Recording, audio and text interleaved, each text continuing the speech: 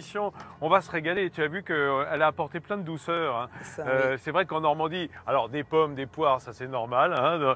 Et nous, on va plutôt faire la part belle à la crème ce matin, hein, Noémie. C'est ça, on va mettre en avant la crème de notre région. Et comment on va le faire alors? Dans quelle recette exactement? Je disais une panna cotta.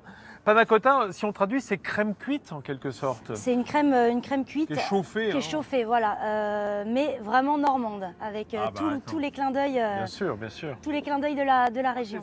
C'est cette éloquence de Noémie, puisque la pâtisserie, c'est aussi un moyen d'expression. Hein. Alors, on a mis notre crème à chauffer, Noémie. À chauffer pour préparer la panna cotta normande. Montrez-nous. Donc, dans un premier temps, on met la gélatine feuille par feuille dans l'eau froide. Très important. Alors, regardez. Là, notre crème, elle doit être chaude, pas bouillir ou juste bouilloter. Qu'elle soit chaude pour faire fondre le sucre. Alors, voilà. Alors, ça y est, le sucre a fondu. Le sucre a fondu. Donc, on prend nos feuilles de gélatine qu'on va bien essorer entre ses mains pour venir fondre dans la crème. Alors voilà, c'est important, on a ramolli la gélatine, donc il n'y a pas besoin que ce soit très chaud après pour que ça fonde. Hein. Non, non, non, il faut juste que ce soit... Je vous rappelle pour ceux qui nous rejoignent qu'on fait une panna cotta normande. Alors ici, on dirait une crème cuite. Qu'est-ce que c'est ça? Donc là, c'est la deuxième partie de la crème qu'on va venir refroidir plus vite le mélange pour que ça prenne plus vite dans les assiettes.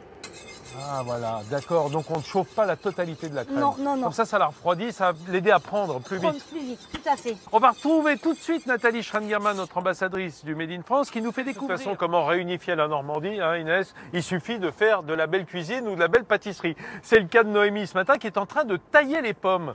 Alors ça a l'air de rien, mais elle fait ça avec beaucoup de conscience. Elle fait des pétales.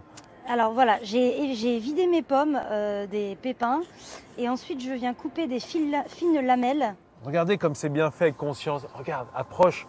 Regarde, c'est beau. Hein.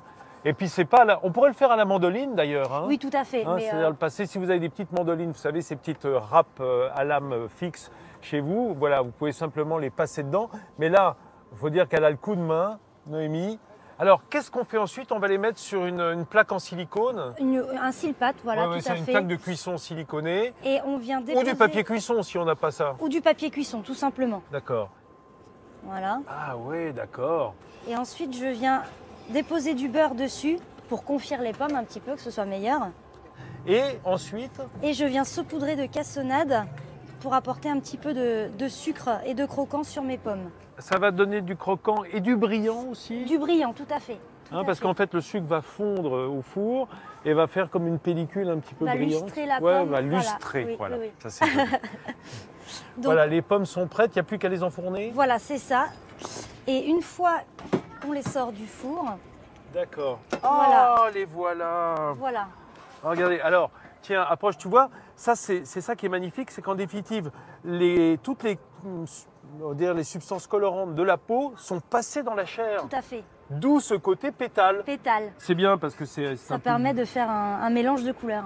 Voilà, un petit panaché de couleurs pour ces pétales de rose. Restez avec nous parce que dans quelques secondes, Noémie va nous expliquer comment on monte les roses pour venir décorer nos plats. Je ne sais pas si vos narines vous chatouillent pas un petit peu, parce que là, il y a une odeur de caramel qui est en train de monter. Alors, on va faire... Alors ça y est, Noémie est partie dans le caramel. Approche parce qu'elle fait le caramel selon la méthode pâtissière, c'est-à-dire à sec. À sec, c'est ça. On n'y met pas d'eau comme on fait trop souvent à la maison. On démarre juste avec du sucre dans une casserole. C'est ça. Et on laisse on mélange de temps en temps. Et voilà. Là, je vais m'arrêter. En revanche, il faut que ça... Attention, parce que ça va vite. Ça va très très vite. Donc et là, on rajoute le beurre dès qu'il a une couleur un peu cognac. Voilà. Et là, évidemment, ça bout parce qu'il y a de l'eau dans le beurre. Je vous rappelle que ce caramel au beurre salé, il est là pour venir aromatiser notre panna cotta, notre crème cuite. C'est ça. Crème cuite gélifiée. Voilà. Et là, on rajoute de la crème? Et on rajoute encore de la crème. Des fois que ça manquait un peu. C'est ça. C'est merveilleux, ce parfum. Je ne connais pas des gens qui sont allergiques à l'odeur du caramel. Il y a beaucoup de choses qui peuvent être clivantes, etc. Le caramel, tout le monde aime. Le bon caramel, franchement, c'est un goût universel, comme on dit. Voilà. Et là, c'est versé sur quoi? C'est versé sur du chocolat blanc pour enlever ce côté un petit peu âpre du caramel et pour vraiment donner un côté gourmand. Oui, des fois que ça manquerait, le côté gourmand, ici en Normandie. Il faut dire qu'on est bien servi.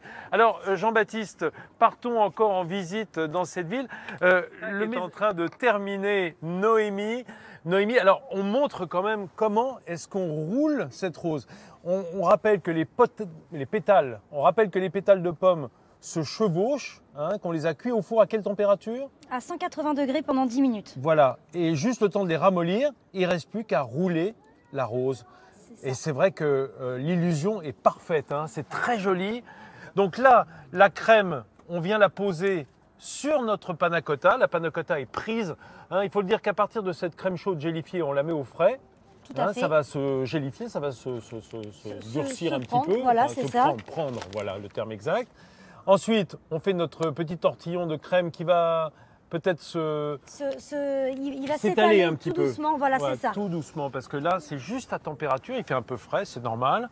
Et puis, on vient poser nos roses dessus. Voilà, nos roses de pommes. La pommes. rose. Alors, est-ce que je peux demander à Nathalie de goûter? Inès, passez derrière moi, vous allez goûter avec Nathalie. Voilà. Alors, ah oui. Et là, c'est un moment de recueillement, ma chère Noémie, hein, puisque là, c'est difficile de parler lorsqu'on a tout cet arôme. Moi, j'ai envie de dire bravo Noémie. Hein. Merci. Bravo pour cette recette qui est à la fois entre Italie et Normandie. Et comme le dit souvent Jean-Baptiste, les Normands ont été conquérir l'Italie. Donc, ils en ont rapporté la panna cotta.